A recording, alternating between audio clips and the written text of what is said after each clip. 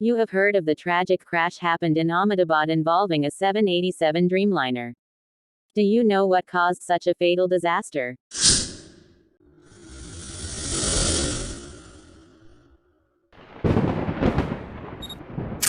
Let's talk about it. Air India 171 was a scheduled flight from Ahmedabad to London Gatwick with a total of 242 people including 12 crew members.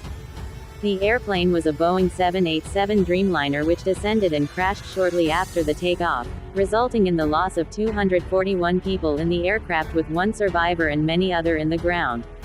Experts say that it was caused by engine failure because the sound of the engine was not heard loudly in the footages of the plane crashing. The engines used in this model was the General Electric Gen X-1B, which was a very reliable engine. For a crash soon after the takeoff, the engine should be failed after crossing the V1 speed limit. For those who don't know what is the V1 speed limit, it is the max safest speed limit in which a plane can abort takeoff in case of any emergency. The V1 speed limit is not same always, it depends on the weight of the plane, the length of the runway, the atmospheric pressure and many things. In this case the plane should have crossed the V1 speed limit before the engine failure.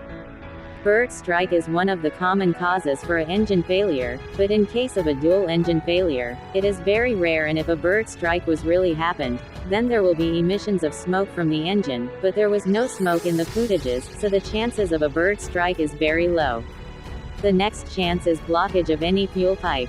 Boeing 787 has 6 fuel pipes which is connected to 3 fuel tanks, so if one pipe blocked, there are 2 more pipes, so this is not the cause of the crash. The next cause is spillage of any another liquid in the fuel. The fuel used in an airplane is not petrol, it is aviation fuel, which is way more flammable than petrol.